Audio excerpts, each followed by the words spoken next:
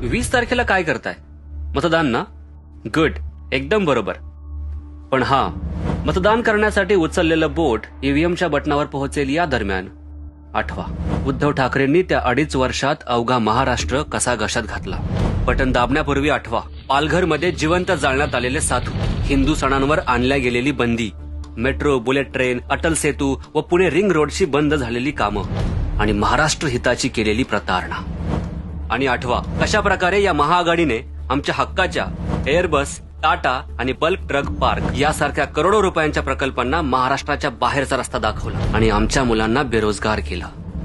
आणि हे सुद्धा आठवा, शेतकऱ्यांना 50,000 रुपये बोनस देण्याचं खोटं आश्वासन, नाग व पिली नदीच्या प्रदूषणमुक्त प्रकल्पांच्या दाबलेल्या फायली. आणि हो, बटन दाबण्याच्या 1 सेकंदापूर्वी थोडा विचार नक्की करा आपल्या महायुती सरकारचा.